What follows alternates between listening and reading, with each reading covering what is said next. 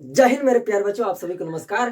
तो आज के इस वीडियो में हम लोग क्लास 10th का फर्स्ट चैप्टर जिसका नाम है रासायनिक अभिक्रिया एवं उनके प्रकार, chemical reaction and types of chemical reaction, इसके विषय में पढ़ने वाले हैं। तो चलिए वीडियो को शुरू करते हैं। आइए समझते हैं। देखिए, सबसे पहले हम लोग समझते हैं कि रिएक्शन मतलब होता क्या है, यानी अभिक्रिया का मतलब होता क्या है। तो देखिए, जब किसी पदार्थ में कोई चेंजिंग दिखाई दे रहा है, उस पदार्थ में कोई चेंजिंग की घटना आपको दिखाई दे रही है, तो उसमें जो परिवर्तन हो रहा है वह चेंजिंग की घटना ही अभिक्रिया कहलाती है। ठीक है, जैसे मान लीजिए कोई पदार्थ है, ठीक है, कोई पदार्थ है, ये पदार्थ है, मान लीजिए इसमें कुछ हमने डाला और इसमें कुछ चेंजिंग दिखाई देने लगा। तो जो चेंजिंग हो रहा है ना, उसके अंदर जो परिवर्तन हो रहा है और जो परिवर्तन होने की जो घटना है, उसमें चेंजिंग होने की जो घटना है, वह घटना ही अभिक्रिया रिएक्शन कहलाती है। यानी कहते हैं कि उसके अंदर रिएक्शन हो रहा है, अभिक्रिया हो रहा है। आए समझ में? हाँ, चलिए ठीक है। तो अभिक्रिया का मतलब क्या हो रहा है? अभिक्रिया का मतलब क्या समझे आप लोग? कि जब किसी पदार्थ में कुछ परिवर्तन दिखाई दे रहा है, कुछ परिवर्तन होते हुए दिखाई दे रहा है, कुछ बदलते हुए उसमें दिखाई दे रहा है, कुछ चेंजिंग आ रहा है, ठीक है, तो उस पदार्थ में कुछ परिवर्तन होने की घटना ही कहलाती है रिएक्शन, यानी कि अभिक्रिया। आया समझ में? चलिए अब समझते हैं कि अभिक्रिया कितने प्रकार से होते हैं। ठीक है, देखिए, अभिक्रिया दो तरीके से होता है, यानी किसी भी पदार्थ में चेंजिंग दो तरीके से होता है। कितने तरीके से होता है? दो तरीके से। एक होता है फिजिकल चेंजिंग, यानी कि भौतिक, कह सकते हैं कि भौतिक अभिक्रिया। एक होता है फिजिकल चेंजिंग यानी कि भौतिक अभिक्रिया, और एक होता है केमिकल चेंजिंग यानी कि रासायनिक अभिक्रिया। तो देखिए, फिजिकल चेंजिंग किसको कहेंगे? मान लीजिए, देखिए फिजिकल चेंजिंग किसको कहेंगे? फिजिकल चेंजिंग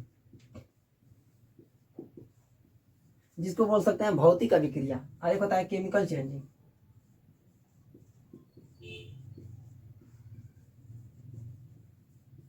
देखिए, फिजिकल चेंजिंग क्या है? जब पदार्थ बाहरी तरीके से बदल जाए, आंतरिक तरीके से ना, बाहरी तरीके से बदले, केवल उसका रूप, रंग, आकार, आकृति, इसमें परिवर्तन हो जाए, लेकिन उनके अंदर के जो अणुओं का जुड़ाव है, जो कनेक्शन है, उसमें किसी भी प्रकार का डिफरेंस ना आए, तो वैसे चेंजिंग को बोलेंगे भौतिक परिवर्तन। जैसे मान लीजिए बर्फ को गर्म कर दे, बर्फ को गर्म कर दे तो पानी बन जाएगा, तो उसका फिजिकल चेंजिंग हो गया, यानी कि वह ठोस था, बन गया द्रव में। उसको और गर्म कर देंगे चाप के, तो वो बन जाएगा गैस, लेकिन रहा वो जल का जल ही, जल का जल ही रहा, कोई नया पदार्थ नहीं बना। केवल उसको बाहरी तरीके से उसमें परिवर्तन आ गया है। उसका अणुओं की संरचना जाकर के देखेंगे तो पानी का अणुओं की संरचना H2O का H2O ही रहेगा। ठीक है, H2O का H2O ही रहेगा, और इस प्रकार से जुड़े रहेंगे तो इसी प्रकार से जुड़े रहेंगे। ठीक है, उनका कनेक्शन में कोई परिवर्तन नहीं आएगा। तो याद रखिएगा, जब पदार्थ बाहरी तरीके से चेंज हो जाए, केवल बाहरी तरीके से क्या हो जाए? चेंज हो जाए, उसका अंदर जो अणुओं की संरचना है, जो जुड़ाव है, उसमें कोई डिफरेंस ना आए, उनका रासायनिक सूत्र वही का वही रहे, जैसे H2O का H2O ही रहे, ठीक है, तो उनका रासायनिक सूत्र वैसे का वैसे ही रहे, उनका कनेक्शन जो है सेम टू सेम वैसे का वैसे ही रहे, बस पदार्थ बाहरी तरीके से चेंज हो जाए, तो ऐसे चेंजिंग को बोलते हैं फिजिकल चेंजिंग, यानी कि भौतिक परिवर्तन। अंडरस्टैंड? चलिए अब समझते हैं केमिकल चेंजिंग क्या होता है। तो समझिए, ध्यान समझिए। देखिए, केमिकल चेंजिंग में क्या होता है? पदार्थ जो है बाहरी तरीके से भी चेंज हो जाता है और आंतरिक तरीके से भी चेंज हो जाता है। कहने का मतलब क्या है कि एक्सटर्नल रूप से भी देखें तो पदार्थ का भौतिक रूप, आकार, आकृति, आयतन सब बदल जाएगा, और आंतरिक तरीके से भी, यानी अणु जो है वो टूट जाएंगे, परमाणु जाकर के इधर से उधर किसी और से जाकर के जुड़ के नया अणु बना लेंगे, यानी पदार्थ में चेंज हो जाएगा, दूसरा पदार्थ बन जाएगा। तो ऐसे चेंजिंग को बोलते हैं केमिकल चेंजिंग। जब किसी पदार्थ में बाहरी तरीके से परिवर्तन के साथ साथ आंतरिक तरीके से भी परिवर्तन हो जाए, यानी कि उनके अणुओं की संरचना में भी परिवर्तन हो जाए। कभी अणु ऐसे जुड़े थे, अब जुड़ जाए ऐसे, कभी अणु ऐसे पकड़ कर जुड़े थे, अब जुड़ जाए ऐसे, यानी कि स्टाइल ही चेंज हो जाए। जब अणुओं का संरचना ही बदल जाए, नया पदार्थ बन जाए। मान लीजिए दो पदार्थों को आपस में मिलाया, तो इनके अणु पहले टूट गए। अणु क्या हो गए? टूट गए। अणु मतलब मॉलिक्यूल, मॉलिक्यूल पहले, मॉलिक्यूल जो है दो या दो से अधिक परमाणु एटम से मिलकर के बना होता है, वो टूट गए। अब जाकर के दूसरे परमाणु को चिपक चिपक कर उनसे पकड़ पकड़ करके नया एक अणु बना लिए, नया पदार्थ का अणु बना लिए।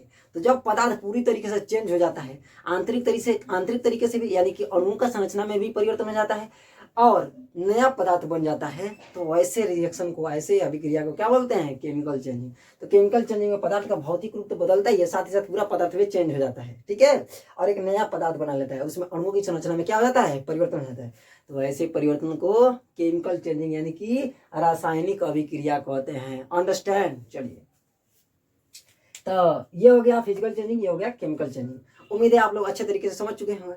अब चलिए हम लोग बात करेंगे केवल केमिकल चेंजिंग पर, क्योंकि आपके सिलेबस में जो है केवल और केवल केमिकल चेंजिंग ही पढ़ना है, रासायनिक अभिक्रियाओं के विषय में ही पढ़ना है। तो चलिए आगे बढ़ते हैं। ओके, आगे बढ़ते हैं। चलिए इरेज कर दे इसको, ठीक से सिस्टमेटिक कर देते हैं। तो अब चलिए हम केवल बात करेंगे रासायनिक अभिक्रिया के ऊपर। किसके ऊपर? रासायनिक अभिक्रिया, केमिकल चेंजिंग या इसी को रिएक्शन कह सकते हैं, ठीक है। तो केमिकल चेंजिंग यानी कि रासायनिक अभिक्रिया के ऊपर ही बात करेंगे। चेंजिंग को ही रिएक्शन कहते हैं। जब किसी पदार्थ में चेंजिंग हो रहा है तो चेंजिंग होने की घटना, कुछ परिवर्तन बदलते हुए कुछ दिखाई दे रहा है, तो उस बदलते हुए घटना को ही कहते हैं रिएक्शन अभिक्रिया, ठीक है। तो इसलिए हमने केमिकल चेंजिंग कहा या उसी को कह सकते हैं रिएक्शन, अंडरस्टैंड, रासायनिक अभिक्रिया। तो अब हम केवल बात करेंगे किस पर?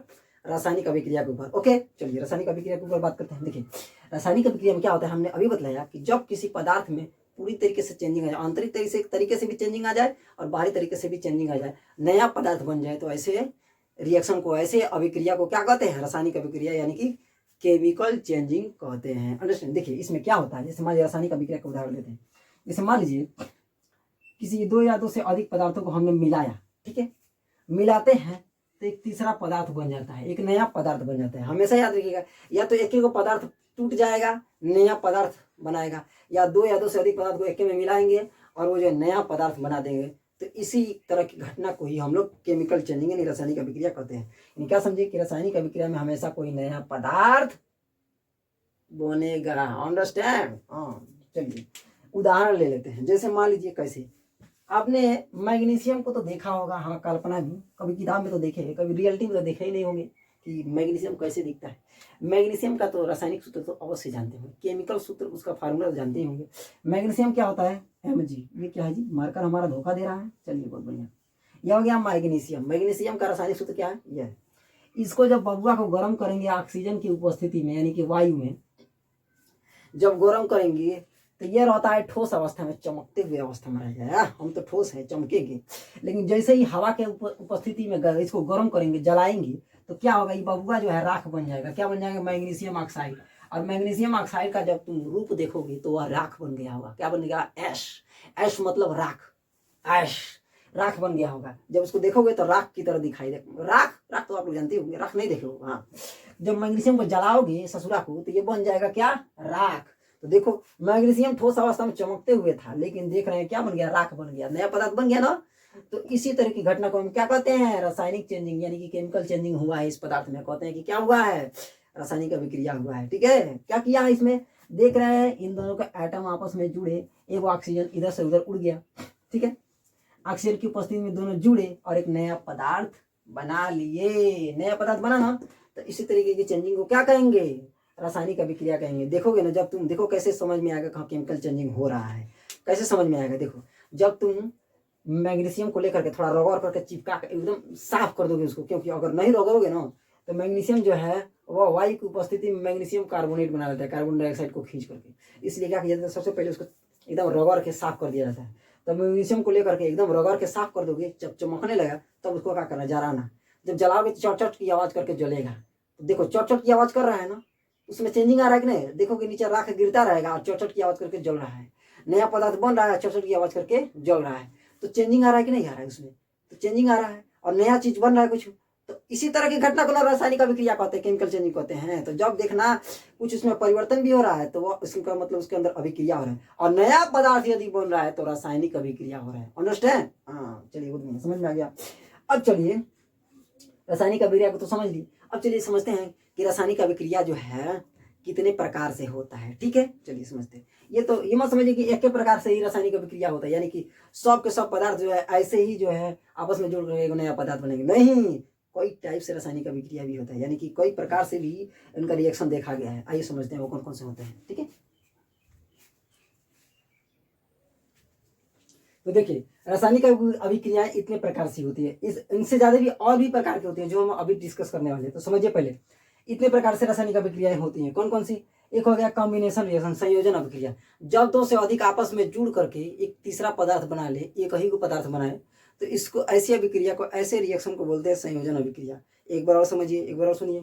जब दो से अधिक पदार्थ एक में मिला ले, आपस में मिल करके एक तीसरा पदार्थ बनाए, एक ही पदार्थ बनाए, आपस में मिल करके जुड़ करके एक तीसरा पदार्थ बनाए, तो ऐसे रिएक्शन को बोलते हैं संयोजन अभिक्रिया। क्या कहते हैं?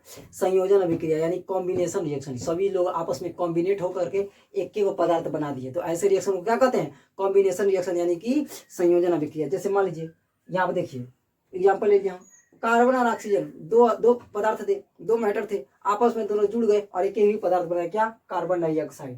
तो देख रहे हैं दो पदार्थ आपस में जुड़ करके कितना पदार्थ बना रहे हैं, एक ही पदार्थ बना रहे हैं। तो वैसे रिएक्शन को कॉम्बिनेशन रिएक्शन यानी कि संयोजन अभिक्रिया कहते हैं। ठीक है, एक होता है डिस्प्लेसमेंट रिएक्शन यानी प्रतिस्थापन अभिक्रिया, इसी को विस्थापन अभिक्रिया कहा, इसी को विस्थापन अभिक्रिया कहते हैं। इसमें क्या होता है, एक ठो पदार्थ दूसरे को लतिया करके अलग कर देता है और स्वयं खुद उसकी जगह पर जाकर के बैठ जाता है। तो ऐसे अभिक्रिया को प्रतिस्थापन अभिक्रिया यानी कि विस्थापन अभिक्रिया कहते हैं। देख रहे हैं यह है जिंक, यह क्या है, यहाँ पर आपको दिखाई दे रहा होगा, यह है जिंक, लतिया दिया कापर को लतिया करके फेंक दिया, खुद उसकी जगह पर जाकर के क्या हो गया, बैठ गया। तो ऐसे रिएक्शन को बोलते हैं प्रतिस्थापन अभिक्रिया यानी कि विस्थापन अभिक्रिया। दूसरा वो खुद जा करके जो है ससुरा खा जा करके उसके जगह को वो ठेलिया दिया और उसके जगह पर जाकर क्या हो गया, बैठ गया। जहां पर कोई बैठा था उसको ठेलिया करके अलग कर दिया, खुद उसकी जगह पर जाकर के बैठ गया। तो ऐसे रिएक्शन क्या कहते हैं, प्रतिस्थापन अभिक्रिया यानी कि डिस्प्लेसमेंट रिएक्शन कहते हैं। ओके, एक होता है डिसोसिएशन रिएक्शन यानी कि वियोजन अभिक्रिया। एक पदार्थ जो है अलग हो जाए, चितरा जाए, टूट जाए। ठीक है, कोई एक पदार्थ है वह टूट करके अलग हो जाए, तो ऐसे रिएक्शन को वियोजन अभिक्रिया कहते हैं। क्या कहते हैं, वियोजन अभिक्रिया। लेकिन वियोजन अभिक्रिया में खासियत होता है, ये दोनों तरफ चल सकता है। इधर से टूट करके इधर हो गया, दो तीन पदार्थों में अलग हो गया, लेकिन इधर से वापस जुड़ करके या जो जिस जो पदार्थ जो है टूट करके अलग हुआ है वापस वो पदार्थ बन जाएगा। कहने का मतलब क्या है, वियोजन अभिक्रिया जो है ऐसी अभिक्रिया होती है जो दोनों साइड चलती है। इधर से कोई पदार्थ जो है टूट करके दो से अधिक पदार्थों में बन गया, लेकिन जो जिस कारण से यह टूट करके दो से अधिक पदार्थों में बन गया है, वह कारण जैसे ही हटा देंगे तो वापस जुड़ करके जो है ये जो पदार्थ टूटा था उसी पदार्थ में वापस कन्वर्ट हो जाएंगे। जैसे कि अब देखिए वियोजन अभिक्रिया भी दो तरीके से होता है। वियोजन अभिक्रिया भी कितने तरीके से होता है, दो तरीके से होता है। पहले समझिए कि वियोजन अभिक्रिया किसको कहते हैं। तो जब कोई कारण अप्लाई करने पर, या तो उष्मा देने पर या फिर पानी में घोलने पर, अभी समझ में आएगा, जब कोई कारण अप्लाई करने पर वह टूट गया, दो से अधिक पदार्थों में क्या हो गया, टूट गया, वियोजित हो गया, तो ऐसे रिएक्शन को वियोजन अभिक्रिया यानी कि इंग्लिश में कहते हैं डिसोसिएशन रिएक्शन। यह दो तरीके से होता है। एक होता है उष्मीय वियोजन यानी थर्मल रिएक्शन, एक होता है थर्मल डिसोसिएशन रिएक्शन। क्या यहाँ पर लिख दिए हैं, एक होता है थर्मल डिसोसिएशन रिएक्शन यानी कि उष्मीय वियोजन अभिक्रिया, और एक होता है इलेक्ट्रोलाइटिक डिसोसिएशन यानी कि विद्युत अपघटनीय वियोजन अभिक्रिया। देखिए थर्मल रिएक्शन में क्या होता है, थर्मल डिसोसिएशन रिएक्शन में क्या होता है यानी कि उष्मीय वियोजन में क्या होता है कि इसमें जब किसी पदार्थ को गर्म करते हैं तो टूट जाता है। किसी पदार्थ को क्या करेंगे, गर्म करेंगे तो वह दो से अधिक पदार्थों में टूट जाएगा। लेकिन जैसे ही वापस जब ठंडा करेंगे इसको, जब हम लोग यहाँ पर जैसे ही कारण हटा करके वापस इसको ठंडा करेंगे तो दोनों आपस में चिपक करके जुड़ करके वापस वही पदार्थ बना लेगा जो बना हुआ जो टूटा हुआ है। ठीक है, यहाँ पर देख रहे हैं फास्फोरस पेंटाक्लोराइड है। क्या है, फास्फोरस पेंटाक्लोराइड है। इसको पहले हमने गर्म किया, जैसे ही इसको गर्म किया तो ये टूट गया, तो वियोजित हो गया, तो ऐसे रिएक्शन क्या कहेंगे, वियोजन रिएक्शन कहेंगे। लेकिन जैसे इसको वापस ठंडा करेंगे तो देख रहे हैं वापस फास्फोरस पेंटाक्लोराइड बन जाता है। ठीक है, तो यही वियोजन अभिक्रिया की क्या है, खासियत है कि वियोजन अभिक्रिया जो है दोनों तरफ चल सकती है। ठीक है, तो यह कौन सा अभिक्रिया है, क्योंकि गर्म करने के कारण ये वियोजित हुए है ना, तो ऐसे वियोजन को बोलेंगे थर्मल डिसोसिएशन रिएक्शन यानी कि उष्मीय वियोजन अभिक्रिया। ओके, उष्मा के कारण ये वियोजित हुए हैं, लेकिन जैसे ही वो कारण को हटाएंगे वापस ठंडा करेंगे तो वो क्या हो जाएगा, वापस वो पुनः पदार्थ बन जाता है। तो वियोजन अभिक्रिया दोनों तरफ चल सकता है। एक होता है इलेक्ट्रोलाइटिक डिसोसिएशन रिएक्शन यानी कि विद्युत अपघटनीय अभिक्रिया। कोई लोग सोचेंगे कि इसमें विद्युत देंगे यानी कि करंट देंगे तब यह वियोजित होगा, ना ना ना ना, बिल्कुल गलत है। दरअसल विद्युत अपघटनीय डिसोसिएशन उन रिएक्शंस को कहा गया है जो आयनिक कंपाउंड होते हैं। कौन कंपाउंड होते हैं, आयनिक कंपाउंड, यानी कि वह यौगिक जिसमें प्लस और माइनस आयन होते हैं। क्या होते हैं, प्लस और माइनस आयन, जो आयनिक कंपाउंड हो, जिनका जो है बोला जाए कि एटम्स जो है वो हमेशा आयनित रहते हैं।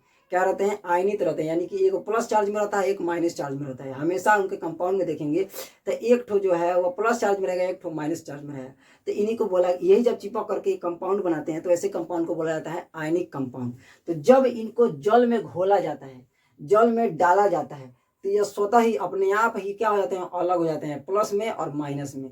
तो यहाँ जो वियोजन हो, अभी यहाँ जो वियोजन हुआ आयनों का हुआ, इलेक्ट्रोलाइटिक कंपाउंडों का हुआ, यानी कि जो विद्युत अपघट्य थे, यानी कि एगो प्लस वाला एगो माइनस वाला, वह जो है स्वतः अलग हो गए। जो विद्युत अपघट्य, अपघट्य का मतलब जो मतलब कि मिल करके एक आयनिक कंपाउंड बनाते हैं, वो विद्युत अपघट्य कहलाते हैं। ठीक है, तो जैसे ही उनको जल में घोला गया तो वापस क्या हो गया, प्लस में और माइनस में अलग अलग टूट करके हो गए। तो वैसे ही चूंकि यहाँ विद्युत अपघट्य न अलग हुए हैं, तो वैसे ही अपघटन को, वैसे ही वियोजन को बोला गया है विद्युत अपघटनी वियोजन, या इसी को कहा जाता है कि इलेक्ट्रोलाइटिक डिसोसिएशन। जैसे कि NaCl विद्युत अपघट्य एक क्या है, एक विद्युत अपघट्य वाला कंपाउंड है, या बोल सकते हैं कि एक आयनिक कंपाउंड है। ठीक है, यह एक विद्युत अपघट्य वाला कंपाउंड है। इसमें जो है प्लस चार्ज वाला एक आयंस रहता है, एक माइनस चार्ज वाला आयंस रहता है। ठीक है, यही दोनों चिपक करके बना दिए हैं NaCl। Na जो है वो प्लस चार्ज रहता है और Cl जो है माइनस चार्ज रहता है। तो ये विद्युत अपघट्य है। कौन कौन से, एक प्लस वाला है, एक माइनस वाला है। जैसे ही इसको जल में घोलेंगे, जैसे इस ससुरा को जल में घोलेंगे, तो एक प्लस चार्ज अलग हो जाएगा, माइनस चार्ज वाला अलग हो जाएगा। तो यहाँ विद्युत अपघट्य न थे जी, एक विद्युत अपघट्य प्लस वाला था, एक विद्युत अपघट्य माइनस वाला था। जैसे ही जल में घोला दोनों अलग हो गए। ठीक है, तो इसके इन विद्युत अपघट्यों का ना अपघटन हुआ है, तो ऐसे अपघटन को क्या कहा जाता है, विद्युत अपघटन कहा, विद्युत अपघटनी वियोजन कहा जाता है। ठीक है, तो ऐसे वियोजन को क्या कहेंगे, विद्युत अपघटनी वियोजन, या इंग्लिश में कहेंगे इलेक्ट्रोलाइटिक डिसोसिएशन। तो जैसे ही जल में घोला तो ये अलग हो गए, वियोजित हो गए। तो इसी कारण से यह कहला है इलेक्ट्रोलाइटिक डिसोसिएशन रिएक्शन। इनका रिएक्शन कौन सा कहलाएगा, इलेक्ट्रोलाइटिक डिसोसिएशन रिएक्शन, यानी कि विद्युत अपघटनी वियोजन कहलाएगा। लेकिन जैसे ही जल को गर्म करेंगे, जैसे ही जल को गर्म करेंगे पानी निकल जाएगा, तो ये वापस चिपक करके बना लेंगे NaCl। यानी क्या समझे कि यह भी दोनों तरफ चलता है, क्योंकि यह दोनों वियोजन अभिक्रिया है ना, दोनों वियोजन अभिक्रिया है। तो वियोजन अभिक्रिया में कारण को हटा लेने पर वापस जो है यह चिपक करके वापस जिस पदार्थ से वियोजित हुए हैं वापस उसी पदार्थ में कन्वर्ट हो जाते हैं। इसीलिए इनके इस अभिक्रिया को वियोजन अभिक्रिया कहा गया। तो विद्युत अपघटनी में क्या होता है कि जल में घोला तब ये वियोजित हुए, जल को वापस गर्म करके पानी निकाल देंगे तो ये वापस जुड़ करके बना लेंगे क्या, जो पहले पदार्थ थे। तो यह होता है वियोजन अभिक्रिया, विद्युत अपघटनी वियोजन अभिक्रिया। अंडरस्टैंड। तो उम्मीद है आप लोग समझ चुके होंगे कि डिसोसिएशन रिएक्शन क्या होता है। तो यह हो गए 3 टाइप्स के अभी रिएक्शन। अब चलिए जानते हैं और कितने टाइप्स के रिएक्शंस होते हैं। ओके, इसका स्क्रीनशॉट ले लीजिए, हम आगे बढ़ते हैं तब।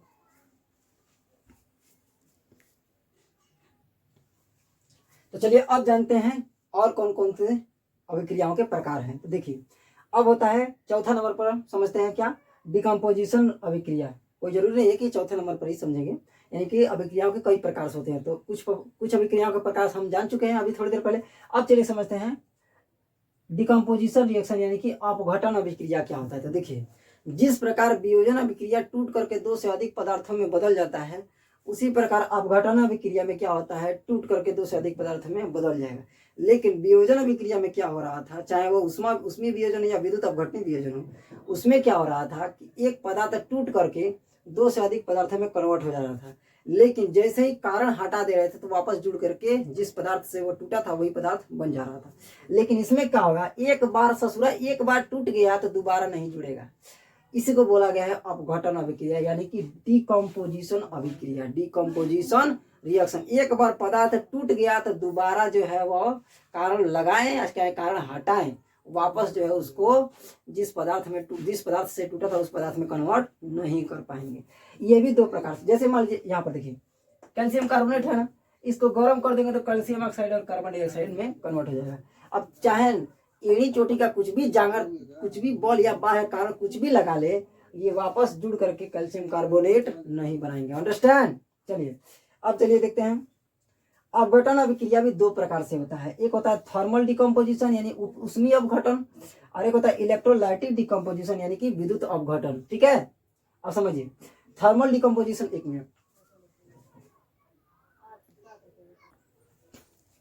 तो एक होता है थर्मल डिकम्पोजिशन यानी ऊष्मीय अपघटन, और एक होता है इलेक्ट्रोलाइटिक डिकम्पोजिशन यानी कि विद्युत अपघटन। देखिए थर्मल डिकम्पोजिशन क्या होता है, यानी कि ऊष्मीय अपघटन क्या होता है, ऊष्मीय अपघटन क्या होता है। तो देखिए ऊष्मा के द्वारा जो अपघटित हो जाए उसको बोला गया है ऊष्मीय अपघटन, यानी कि जब गर्म करेंगे एनर्जी मिलेगा, ऊष्मा मिलेगा, तो उसके कारण जो अपघटित हो जाए यानी टूट जाए, तो ऐसे अपघटन को बोला गया है ऊष्मीय अपघटन। जैसे कि जिंक कार्बोनेट, जिंक कार्बोनेट को गर्म करेंगे, इसका मतलब होता है ऊपर लगा दिया डेल्टा, तो इसका मतलब होता है कि गर्म कर रहे हैं। तो जब जिंक कार्बोनेट को गर्म करेंगे तो जिंक ऑक्साइड और कार्बन डाइऑक्साइड में टूट गया, तो यह कौन सा अपघटन हुआ, उष्मीय अपघटन हुआ, ऊपर वाला भी उष्मीय अपघटन ही था। ठीक है, अब देखिए इलेक्ट्रोलाइटिक डिकम्पोजिशन यानी कि विद्युत अपघटन क्या होता है, विद्युत अपघटन अभिक्रिया क्या है। विद्युत अपघटनी वियोजन अभिक्रिया नहीं पढ़ रहे हैं, यहाँ विद्युत अपघटन अभिक्रिया पढ़ रहे हैं, वियोजन हट चुका है। यहाँ पर विद्युत अपघटन अभिक्रिया यानी कि इलेक्ट्रोलाइटिक डिकम्पोजिशन रिएक्शन पढ़ रहे हैं। इसमें विद्युत चाप के देंगे, वहां विद्युत नहीं दे रहे थे, खाली पानी में घोल रहे थे, अलग हो जा रहा था, तो ऐसे अभिक्रिया,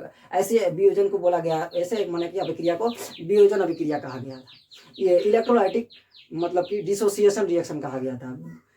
विद्युत अपघटनी वियोजन अभिक्रिया कहा गया था, वहां विद्युत नहीं दिया जा रहा था, केवल जल में घोल करके अलग कर दिया जा रहा था। ठीक है, तो वैसे जो अलग हो जा रहे थे तो उसको वियोजन कहा जा रहा था, यानी कि विद्युत अपघटनी वियोजन कहा जा रहा था।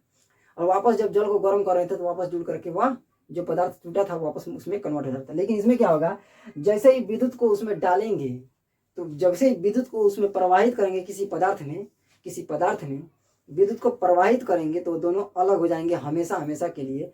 और जो है एक एनोड पर जाकर चिपक जाएगा, एक कैथोड पर जाकर के चिपक जाएगा। ठीक है, और हमेशा के लिए वो लोग अलग हो जाएंगे। एनोड क्या होता है, देखो दो छड़ होते हैं, जैसे मान लीजिए ये दो छड़ हैं। ठीक है, दो छड़ हैं, विद्युत प्रवाह करते हैं तो हमेशा दो तार लेते हैं। ठीक है, दो तार के सहारे विद्युत आता है।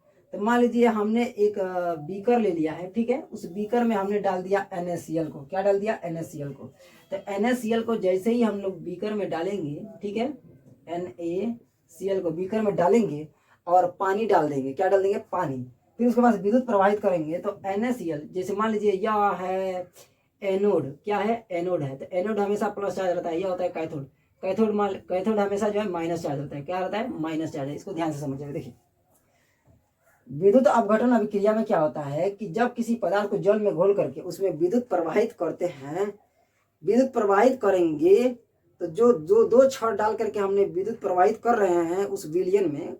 ठीक है, जैसे कि मान लीजिए एक बीकर है तो इसमें NaCl हमने क्या कर लिया है, ले लिया है। ठीक है, एक बीकर है ऐसे, तो इसमें NaCl हमने क्या कर दिया, डाल दिया है। ठीक है, जिसमें दो छड़ है, क्या छड़ है, ऐसे बीकर, इसमें NaCl हमने डाल दिया और जल भी घोला है। ठीक है, तो हम इसमें विद्युत जैसे ही प्रवाहित करेंगे तो जल में NaCl घुला हुआ है, जैसे ही विद्युत जाएगा तो वो तुरंत के तुरंत अलग होकर के प्लस वाला भागेगा। जैसे Na जो होता है वो प्लस होता है, Cl क्या होता है, माइनस होता है, तो प्लस वाला माइनस की तरफ भागेगा। तो माइनस वाला छड़ पर जाकर के या प्लस वाला Na जो है जाकर के चिपक जाएगा, और माइनस वाला कौन है, क्लोरीन है, Cl है, यह जाकर के एनोड पर चिपक जाएगा। ठीक है, अब ये हमेशा के लिए अलग हो गए। जैसे ही छड़ को निकालेंगे हमेशा के लिए ये लोग क्या हो गए, अलग हो गए। तो विद्युत के द्वारा इनका अपघटन हुआ, तो वैसे अपघटन को विद्युत अपघटन अभिक्रिया कहा गया है, यानी कि इलेक्ट्रोलाइटिक डिकम्पोजिशन रिएक्शन कहा गया है। एक बार विद्युत प्रवाहित करके उनको अलग कर देंगे, छड़ वापस निकाल लेंगे तो हमेशा के लिए अलग हो जाते हैं। अब चाहे कुछ भी कर ले बिना विद्युत प्रवाहित किए, उसको डाल दे वैसे भी, ठीक है, और विद्युत जब तक प्रवाहित किए रहेंगे वो हमेशा के लिए क्या रहेंगे, अलग रहेंगे। अब देखिए उनको निकाल दिए तो हमेशा के लिए उनको क्या कर दिया, अलग कर दिया, क्या कर दिया, अलग कर दिया। तो ऐसे मतलब कि अपघटन को क्या बोला गया, विद्युत अपघटन अभिक्रिया कहा गया है। अब देखिए जब चिपके हुए हैं, चिपके हुए तो पानी में वापस जैसे ही हम उसको डालेंगे, जैसे ही पानी में उसको डालेंगे तो चिपके हुए हैं। अब देखिए विद्युत यदि प्रवाह नहीं कर रहे हैं, ध्यान दीजिएगा, इसको गौर से समझिएगा। जैसे मान लीजिए दोनों छड़ थे, एक एथोड था, एक एनोड था, एक कैथोड था। उन दोनों छड़ों को जो इस पर चिपके हुए हैं, एक प्लस वाला एक माइनस वाला, जैसे ही जल में घोलेंगे, सॉरी जल में जैसे ही डालेंगे, दिमाग भी हमारा कन्फ्यूज है, जैसे ही उसको जल में डालेंगे तो जब तक विद्युत प्रवाहित नहीं कर रहे हैं तो धीरे धीरे धीरे धीरे धीरे धीरे वो अलग हो लगेंगे, कैथोड को और एनोड को छोड़ने लगेंगे। क्यों छोड़ने लगेंगे, क्योंकि जो है प्लस वाला हमेशा माइनस को खोजेगा, माइनस वाला हमेशा प्लस को खोजेगा, तो अभी विद्युत प्रवाह नहीं हो रहा है, तो अब धीरे धीरे उसको छोड़ने लगेंगे, एनोड और कैथोड पर से हटने लगेंगे, हट हट कर वापस क्या हो जाएंगे, चिपक जाएंगे, वापस क्या हो जाएंगे, चिपक जाएंगे। ठीक है, वापस आकर के वापस NaCl बना लेंगे। ठीक है, तो यहाँ पर जो है अब जो है अब जो कहा, अब नहीं कहा जा सकता है कि ये हमेशा के लिए अलग हो गए, लेकिन हमेशा के लिए अलग कब होंगे, जब उसको हमने उसमें क्या कर दिया, विद्युत प्रवाहित किया और एनोड और कैथोड पर क्या हो गए, आकर के चिपक गए, उनको निकाल दिया, तो अब यहाँ पर हमेशा के लिए अपघटन हो गया। अब चाहे कुछ भी कर ले, बिना इनको घोल ले, बिना वापस जो है इनको जल में 2-3 घंटा छोड़े, इनका वापस कॉम्बिनेशन नहीं होगा। अब इनको अलग कर लिए तो हमेशा के लिए अलग हो गए, किसके द्वारा अलग हो गए, विद्युत के द्वारा। तभी कहा गया है इसको विद्युत अपघटन रिएक्शन यानी कि विद्युत अपघटनी यानी इलेक्ट्रोलाइटिक डिकम्पोजिशन रिएक्शन। उम्मीद है आप लोगों को समझ में आएगा अवश्य। चलिए अब आगे बढ़ते हैं।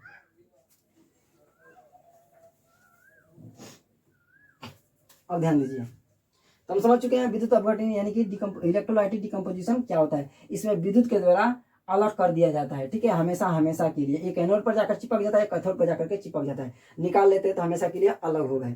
तो वैसे ही अपघटन को क्या कहा गया, विद्युत अपघटन अभिक्रिया कहा गया, यानी कि इलेक्ट्रोलाइटिक डिकम्पोजिशन रिएक्शन कहा गया, ठीक है। और उनको अगर एक करना चाह रहे हैं तो विद्युत को खत्म करके हमेशा के लिए वापस क्या करना होगा, उसमें डुबोना होगा, तब जाकर एक होंगे, ठीक है।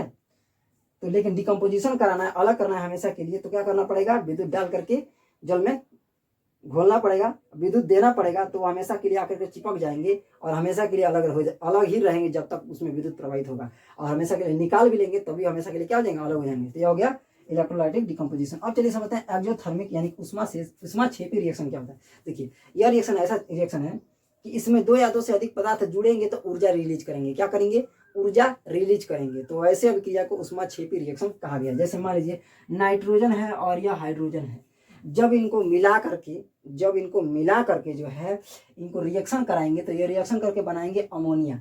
अमोनिया बनाने के प्रोसेस में जो है 92 किलो जूल जो है मतलब रिलीज करेंगे, निकालेंगे, फेंकेंगे। तो इसलिए ऊष्माक्षेपी यानी ऊष्माफेकी रिएक्शन कहलाता है। इनका रिएक्शन क्या कहलाता है, ऊष्माक्षेपी यानी ऊष्माफेकी रिएक्शन, ऊष्माक्षेपी रिएक्शन कहलाता है। अंडरस्टैंड, छेपी को समझिए, फेंकी। तो देखिए नाइट्रोजन और हाइड्रोजन आपस में जुड़ रहे हैं तो अमोनिया बना रहे हैं और साथ ही साथ 92 किलो जूल ऊर्जा फेंक रहे हैं, उष्मा को मतलब क्या कर रहे हैं, फेंक रहे हैं। इसलिए इनके ऐसे प्रकार के रिएक्शन को ऊष्माक्षेपी यानी कि एक्सोथर्मिक रिएक्शन कहा गया। अंडरस्टैंड। अब एक होता है एंडोथर्मिक रिएक्शन, ऊष्माशोषी रिएक्शन। यहाँ उल्टा होगा, यहाँ क्या होगा, रिएक्शन करने के लिए ससुरा ऊर्जा चाहेगा और ऊर्जा मतलब कि बाहर से ग्रहण करेगा, तब जो है जाकर के रिएक्शन कंप्लीट होगा। जैसे यहाँ पर देखिए नाइट्रोजन है, ऑक्सीजन के साथ जुड़ करके नाइट्रस ऑक्साइड बनाना चाहते हैं, लेकिन नाइट्रस ऑक्साइड बनाने के प्रोसेस में 180 किलो जूल यह लेगा ससुरा। रिएक्शन करने के लिए कहेगा 180 जूल ऊर्जा हमको चाहिए, तो उसमें शोषित करेगा, ग्रहण करेगा, तब जाकर के इनका रिएक्शन होकर के नाइट्रस ऑक्साइड बनेगा। तो नाइट्रस ऑक्साइड में यहाँ पर 180 किलो जूल क्या हुआ है, ग्रहण किया गया है। इसलिए ऐसा रिएक्शन ऊष्माशोषी यानी कि अवशोषी वाला रिएक्शन कहलाता है, ठीक है। इसको इंग्लिश में बोलते हैं एंडोथर्मिक रिएक्शन। ओके, दो और रिएक्शन बच गए हैं, चलिए उसको भी समझ लेते हैं। तो चलिए अब समझते हैं कि सातवां कौन से प्रकार का रिएक्शन है। तो देखिए यह होता है ऑक्सीकरण या अपचयन अभिक्रिया। इसमें दो रिएक्शन मतलब कि दो अभिक्रियाएं हम लोग जान लेंगे एक साथ। सातवें में हम लोग दो अभिक्रियाओं को एक साथ जान लेंगे, दो प्रकार की अभिक्रियाओं को एक साथ जान लेंगे। एक है ऑक्सीकरण और दूसरा है अपचयन। ऑक्सीकरण को इंग्लिश में कहते हैं ऑक्सीडेशन और अपचयन को इंग्लिश में कहते हैं रिडक्शन रिएक्शन। ओके, तो देखिए सबसे पहले समझते हैं ऑक्सीकरण यानी कि ऑक्सीडेशन रिएक्शन क्या चीज होता है। तो देखिए जब ऑक्सीजन किसी के साथ जुड़ जाता है तो कह सकते हैं हम लोग उसमें ऑक्सीकरण अभिक्रिया हुआ है। जैसे कि देखिए हाइड्रोजन के साथ ऑक्सीजन जुड़ गया तो बना दिया H2O, तो यहाँ पर जो रिएक्शन हुआ है उसको कहेंगे ऑक्सीकरण अभिक्रिया, ठीक है। या दूसरी बात, ऑक्सीकरण कोई जरूरी नहीं है कि ऑक्सीजन के जुड़ने को ही, किसी के साथ ऑक्सीजन को जुड़ने को ही ऑक्सीकरण अभिक्रिया कहेंगे। एक और घटना को ऑक्सीकरण अभिक्रिया कहा जाता है। क्या, जब कोई प्लस वाला एलिमेंट यानी कि जैसे कि कोई धातु हो गए, सोडियम हो गया, फास्फोरस हो गया, पोटेशियम हो गया, कैल्शियम हो गया, तत्व जो मतलब कि क्या हो, धातु वाले हो, ठीक है। आयरन हो गया, एल्यूमिनियम हो गया, ये सभी तत्व जो हैं ये धातु वाले हैं। तो हमेशा याद रखिएगा कि कोई धातु जो हमेशा अपने अंदर जो है इलेक्ट्रॉन त्यागने की क्षमता रखता है, ठीक है, तो वह धातु यदि कोई हो वह इलेक्ट्रॉन को त्याग करके प्लस चार्ज अपने ऊपर बना लेता है, तो इस तरीके का रिएक्शन भी कहलाता है ऑक्सीकरण। क्या कहलाता है, ऑक्सीकरण अभिक्रिया। यानी कि जैसे कि मान लीजिए सोडियम ने जो है, सोडियम हम जानते हैं सोडियम क्या है, एक धातु है, तो इसने इलेक्ट्रॉन को त्याग दिया। कितना इलेक्ट्रॉन त्यागा है, आप देख रहे हैं कि इलेक्ट्रॉन त्याग है। यहाँ पर दो इसके एटम लिए गए हैं, सोडियम के 2 एटम लिए हैं, तो इसलिए 2 इलेक्ट्रॉन त्यागा है। नहीं तो एक एटम रहता तो एक ही इलेक्ट्रॉन त्यागता। तो देख रहे हैं यहाँ पे, ध्यान से देख रहे हैं कि सोडियम जो है अपना इलेक्ट्रॉन क्या कर दिया, त्याग दिया और बना लिया प्लस चार्ज। तो जब किसी एलिमेंट को देखो जो क्या हो, धातु वाला हो, जो इलेक्ट्रॉन त्यागने की क्षमता रखता हो, तो यदि वह इलेक्ट्रॉन त्याग दे रहा है तो इलेक्ट्रॉन त्यागने के बाद जो अब बन रहा है हम कहेंगे कि इसमें कौन सा रिएक्शन हुआ है, तो ऑक्सीकरण अभिक्रिया हुआ है। तो इस तरीके की घटना भी जो है, इस तरीके का रिएक्शन भी ऑक्सीकरण अभिक्रिया कहलाता है। ऑक्सीकरण अभिक्रिया दो तरीके से समझ सकते हैं, जब किसी अणु के साथ ही, एलिमेंट के साथ ही, ठीक है, कोई ऑक्सीजन जुड़ जाए तो इस तरीके का जो अभिक्रिया यहाँ पर हुआ है, यह भी अभिक्रिया ऑक्सीकरण अभिक्रिया कहलाएगा। और साथ ही साथ यदि कोई धातु वाला है जो इलेक्ट्रॉन त्याग करके प्लस चार्ज बना ले रहा है अपने ऊपर, तो इस तरीके का रिएक्शन भी कहलाता है क्या, ऑक्सीडेशन रिएक्शन, ऑक्सीकरण अभिक्रिया। इसके ऊपर हम लोग डिटेल से पढ़ेंगे आगे। हम लोग का जो है ऑक्सीकरण और अपचयन पर एक विशेष चैप्टर आने वाला है, ठीक है, तो उस वहां पर जो डिटेल से समझेंगे, अभी यहाँ पर थोड़ा बहुत समझ लीजिए। अब चलिए समझते हैं रिडक्शन अभिक्रिया किसको कहते हैं। तो यहाँ ऑक्सीजन जुड़ा किसी के साथ तो ऑक्सीकरण अभिक्रिया कहलाया। यहाँ पर हाइड्रोजन यदि किसी के साथ जुड़ जाए, जब हाइड्रोजन किसी के साथ जुड़ जाता है तो इस तरीके का अभिक्रिया को कहते हैं हम लोग अपचयन अभिक्रिया, यानी कि रिडक्शन कहते हैं। क्या कहते हैं, अपचयन अभिक्रिया। यहाँ पर देख रहे हैं कि कॉपर ऑक्साइड के साथ हाइड्रोजन जुड़ जा रहा है, ठीक है, कॉपर ऑक्साइड के साथ जो है हाइड्रोजन जुड़ रहा है तो बना ले रहा है H2 और कॉपर क्या हो गया, खाली हो गया। तो लेकिन हाइड्रोजन जुड़ा ना, तो जब हाइड्रोजन किसी के साथ जुड़ जा रहा है, जब किसी चीज में देखो, किसी पदार्थ में, यौगिक में देखो हाइड्रोजन जुड़ते हुए, भले प्रोडक्ट में कुछ भी बन रहा हो, लेकिन जब देखो किसी के साथ हाइड्रोजन जुड़ रहा है तो इस तरीके का अभिक्रिया भी कहला सकता है क्या, अपचयन अभिक्रिया। अंडरस्टैंड। अब दूसरा समझो सॉरी, नीचे वाले का ऊपर समझा दिया। यहाँ पर देखो हाइड्रोजन क्या हो रहा है, क्लोरीन के साथ जुड़ रहा है, ठीक है, बात वहाँ भी सही है। यहाँ भी देखो हाइड्रोजन क्या हो रहा है, क्लोरीन के साथ जुड़ रहा है, ठीक है। तो यहाँ पर देख रहे हैं कि हाइड्रोजन का जुड़ाव हो रहा है। तो जब किसी एलिमेंट के साथ या ये कंपाउंड के साथ जब हाइड्रोजन जुड़ रहा है, तो हाइड्रोजन जुड़ने के बाद जो प्रोडक्ट कुछ भी बने, लेकिन यदि हाइड्रोजन जुड़ते हुए दिखाई दे रहा है और उसके बाद प्रोडक्ट बन रहा है, तो इस तरीके का रिएक्शन क्या कहलाता है, रिडक्शन, यानी कि अपचयन कहलाता है। और दूसरी बात, ऑक्सीजन जब किसी एलिमेंट से देखे कि निकल रहा है, भले हाइड्रोजन आगे जुड़े या ना जुड़े, कोई अन्य पदार्थ भी जुड़े, कोई अन्य भी अणु जुड़े, यहाँ पर कोई ये मत समझिएगा कि हाइड्रोजन जुड़ रहा है तो इसको अपचयन अभिक्रिया कह सकते हैं। यहाँ हाइड्रोजन के साथ कुछ भी हो सकता है कोई भी अन्य पदार्थ भी आ सकता है, जैसे कि मान लीजिए कॉपर भी आ सकता है, कार्बोनेट आ सकते हैं, कुछ भी आ सकते हैं।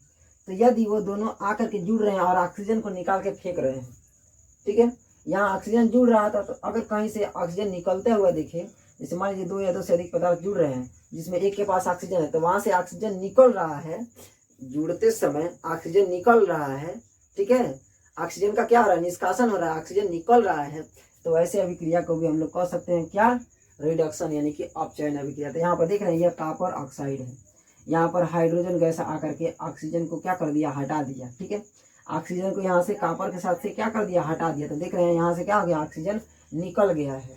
तो इस तरीके का रिएक्शन क्या कहला सकता है, रिडक्शन, यानी कि अपचयन अभिक्रिया कहला सकता है। समझ में आया।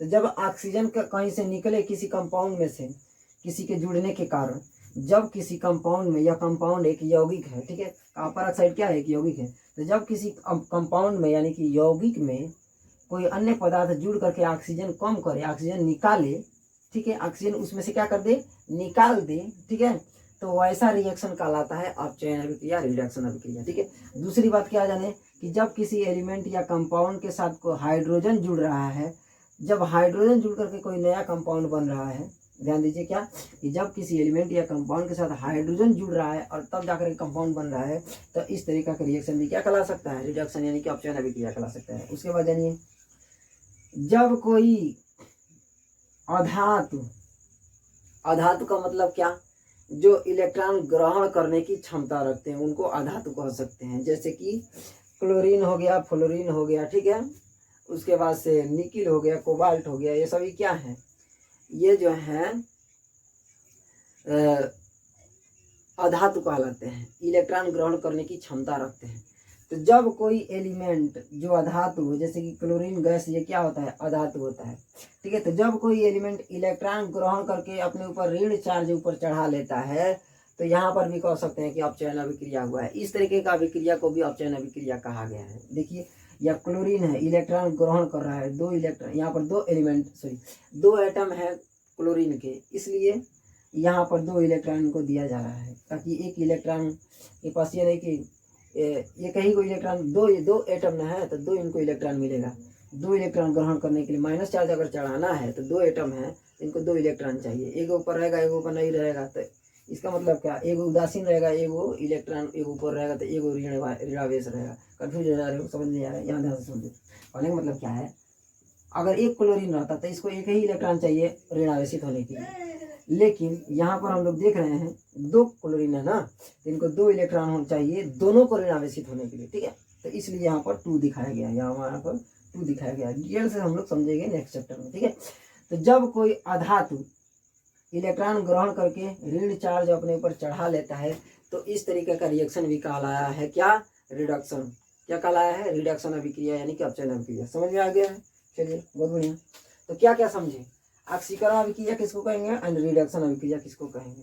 तो जब ऑक्सीजन का जुड़ाव हो रहा हो किसी एलिमेंट के साथ या कंपाउंड के साथ, तो ऐसे रिएक्शन को भी हम लोग ऑक्सीकरण अभिक्रिया यानी कि ऑक्सीडेशन रिएक्शन कह सकते हैं। दूसरी बात, जब कोई धातु प्लस चार्ज कर दे रहा हो अपने आप को, यानी इलेक्ट्रॉन त्याग करके प्लस चार्ज कर दे रहा हो अपने आप को, तो ऐसे रिएक्शन को भी हम लोग कह सकते हैं ऑक्सीकरण अभिक्रिया यानी कि ऑक्सीडेशन। दूसरी बात, रिडक्शन किसको कहेंगे, तो जब किसी में से ऑक्सीजन रिलीज होकर दिया जा रहा हो, जब 2 या 2 से अधिक पदार्थ जुड़ रहे हो और उसमें से एक जगह से ऑक्सीजन निकाल करके फेंक दिया जा रहा हो, ऑक्सीजन की कमी कर दिया जा रहा हो, तो ऐसे रिएक्शन को भी हम लोग कह सकते हैं क्या, रिडक्शन अभिक्रिया। जैसे कि यहाँ देख रहे हैं कॉपर ऑक्साइड से हाइड्रोजन जुड़ रहा है तो ऑक्सीजन हटा दे रहा है इसके साथ से, तो ऑक्सीजन इसमें से कमी आ गया, इसमें ऑक्सीजन की कमी आ गया। तो जब किसी अभिक्रिया में देखो कि किसी के द्वारा ऑक्सीजन हटा दिया जा रहा है, ऑक्सीजन की कमी आ जा रहा है उसमें, तो वैसे रिएक्शन को भी क्या कहा गया है, रिडक्शन अभिक्रिया यानी कि अपचयन अभिक्रिया कहा गया है। दूसरी बात, जब किसी एलिमेंट या कंपाउंड के साथ हाइड्रोजन को जुड़ते हुए देखो, तो ऐसे रिएक्शन को भी हम लोग कह सकते हैं क्या,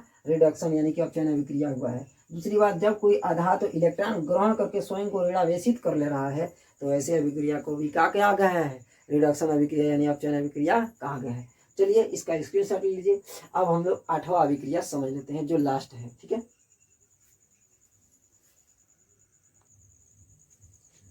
अब 8वां है उभय अपघटन अभिक्रिया, जिसको डबल डिकम्पोजिशन रिएक्शन कहते हैं। इसमें क्या होगा कि जो है 2 अधिक मतलब कि 2 पदार्थों को लेंगे, उनको आपस में मिलाएंगे, जोड़ेंगे, तो क्या कर लेंगे, अपने अपने गर्लफ्रेंड्स की अदला बदली कर लेंगे। जैसे कि यह क्लोरीन है और यहाँ सल्फेट है, तो सोडियम कहेगा बाबू हमको क्लोरीन बहुत ज़्यादा प्यार है, क्लोरीन से हमको सबसे ज़्यादा प्यार है, तो क्या करो तुम क्लोरीन को हमको दे दो, क्या करो, क्लोरीन को हमको दे दो। बेरियम कहता है हमको सल्फेट से सबसे ज़्यादा प्यार होता है, तो इसलिए ये कहेगा बेरियम सोडियम से बाबू तुम वहाँ से अलग हो जाओ, हमको सल्फेट से सबसे ज़्यादा प्यार है, सल्फेट हमको सबसे ज़्यादा पसंद है, तो हम सल्फेट के साथ ही रहना पसंद करेंगे। तो ये क्या कर लेंगे, अपना अदला बदली कर लेंगे। तो इसी को कहते हैं उभय अपघटन अभिक्रिया।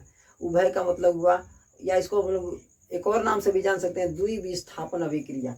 दोनों एक दूसरे को की अदला बदली कर लिए, विस्थापित कर लिए एक दूसरे को, ठीक है, एक दूसरे के सीट पर आकर के बैठ गए, तो इसी को बोलते हैं द्विविस्थापन अभिक्रिया या डबल डिकम्पोजिशन रिएक्शन।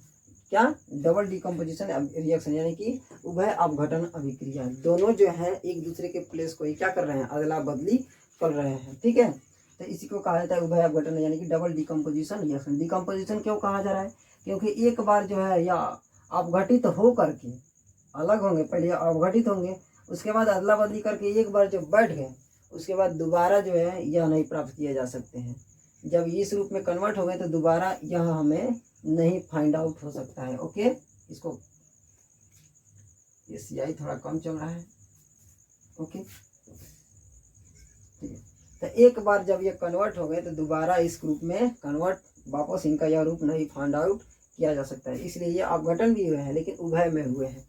उभय का मतलब क्या, दोनों हुए हैं, ठीक है। तो यह उभय अपघटन अभिक्रिया है। उभय का मतलब क्या, दोनों क्या हो, अपघटित हो, लेकिन किस प्रकार से, जब अपघटित हो तो आपस में ही अपने अपने सीट की अदला बदली करके कर ले, तो वैसे रिएक्शन को क्या कहा गया, उभय अपघटन अभिक्रिया भी कहा गया है। इसी को कहा जाता है द्विविस्थापन अभिक्रिया, क्योंकि दोनों जो हैं एक दूसरे को विस्थापित कर रहे हैं, ठीक है। तो ऐसे अभिक्रिया का कहा गया द्विविस्थापन अभिक्रिया या डबल डिकम्पोजिशन रिएक्शन। इसमें देख रहे हैं एक दूसरे की सीट की अदला बदली कर रहे हैं। यहाँ जो है क्लोरीन के साथ सोडियम आ जा रहा है तो सोडियम क्लोराइड बना दे रहा है, और बेरियम जो है सल्फेट को सबसे ज़्यादा पसंद करता है तो यह जो है सल्फेट के साथ जुड़ करके बेरियम सल्फेट बना दे रहा है। तो ऐसी रिएक्शन क्या कहा जाता है, उभय अपघटन अभिक्रिया या द्विविस्थापन अभिक्रिया कहा जाता है। Okay, double decomposition reaction. तो इसको स्क्रीनशॉट ले लीजिए। तो यहीं तक सारा रिएक्शन पढ़ना था हमें, जो हम लोग डिटेल से समझ चुके हैं। अब हम लोग मिलते हैं नेक्स्ट वीडियो में, रासायनिक अभिक्रियाओं को कैसे संतुलित करते हैं। ठीक है, तो यहीं तक हम लोग समाप्त करते हैं, मिलते हैं नेक्स्ट वीडियो में। तब तक के लिए जय हिंद, ख्याल रखिएगा अपना। ओके, जय हिंद।